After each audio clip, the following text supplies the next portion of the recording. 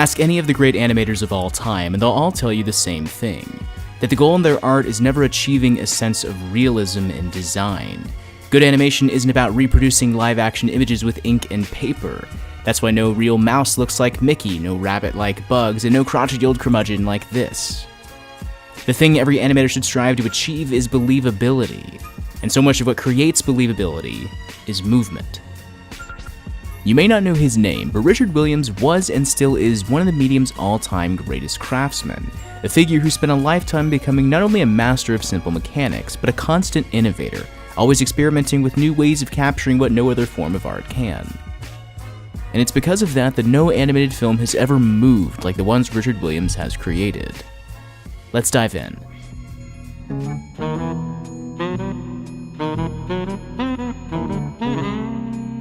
First, there's the movement of character.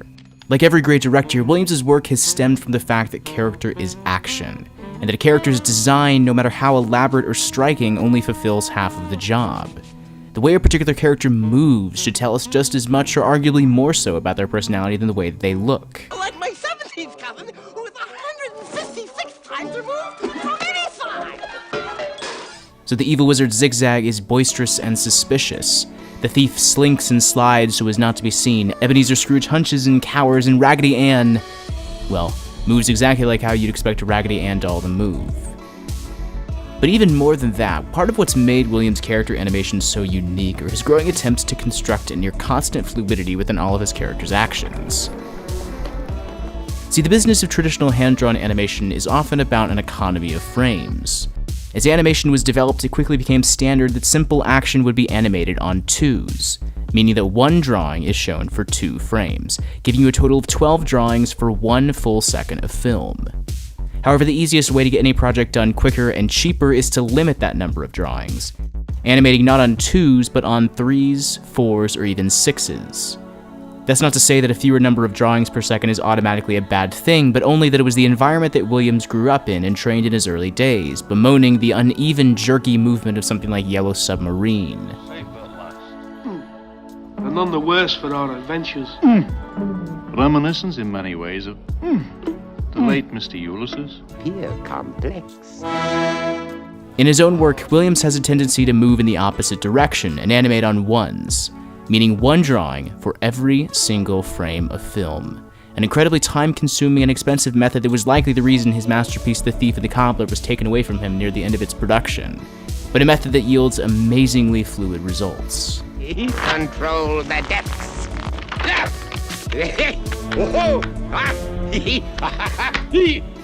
Number 2 is the movement of the camera, or rather, because there is no camera, the simulation of camera movement. Instead of viewing the image and everything inside of it as flat and two-dimensional, Williams has an incredible knack for visualizing everything with a live-action mindset. So much so that a shot like this can feel almost like 3D. The key to this is drawing in perspective, something that's become a major staple of Williams' overall filmography. That and checkerboard designs. Seriously, lots and lots of checkerboard designs. Anyway, it's movement like this, especially when combined with a blank background, that allow him to not only move in a way that isn't limited spatially, but to do things that are virtually impossible in live action. Like here in his most recent short film, Prologue, that's animated to look entirely like one log sequence without any cuts.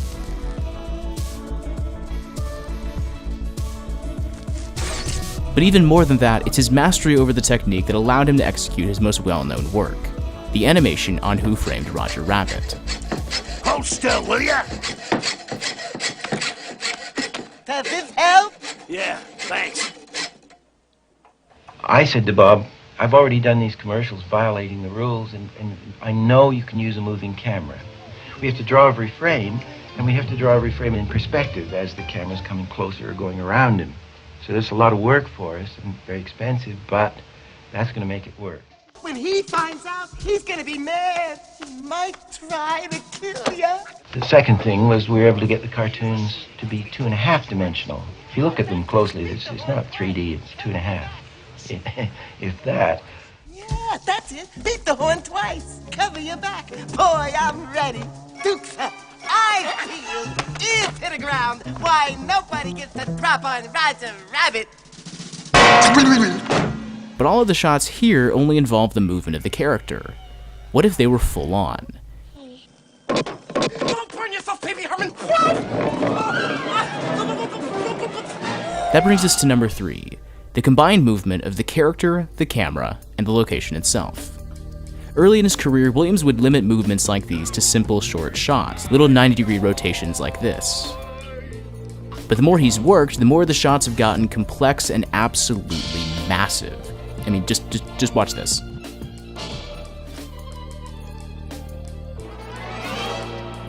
Big sweeping shots like these aren't at all uncommon in traditional animation, but ironically, when Williams was creating shots like these in the early 90s for The Thief and the Cobbler, other studios were turning to early forms of CGI to handle the animation for a moving location. CGI which now looks arguably dated and clunky. But with Williams, it was only ever ink, paper, and perspective.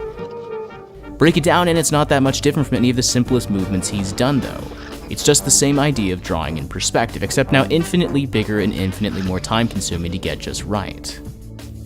But it's shots like these that are why Williams has become so famous within the animation world. Thinking with a live-action mindset can no doubt help you create something fluid and dynamic, but it's when you begin thinking past live action that you can create something really exciting, because animation can accomplish what live action can't. In a world where the two mediums are growing closer and closer to one another, Williams was and still is one of the last remaining members of the old guard who wanted to go in the exact opposite direction. For nearly 70 years, he's never been interested in animation that looks like live action, or vice versa, but in pushing animation to do what nothing else can. I want to make animation grow up. It doesn't always have to be Mickey Mouse, speeded up movement, and slapstick humor. Animation ought to be able to carry serious concepts. It should be able to move slowly and with dignity, and it can be beautiful and lyrical. All these things are possible for animation, but we've only just begun to scratch the surface.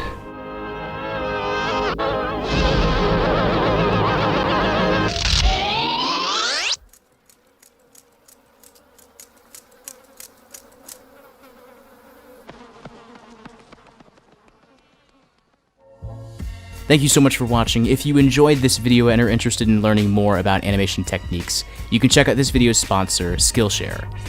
Skillshare is an online learning community with more than 18,000 classes available covering animation, graphic design, photography, film production, and so much more. And with a premium membership, you can get unlimited access to incredibly high-quality classes, all taught by experts working in their respective fields, all for less than $10 a month with an annual subscription.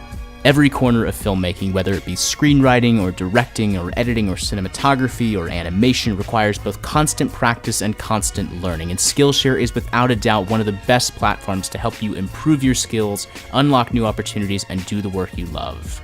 And available only for the month of January, you can get 3 months of Skillshare for only 99 cents.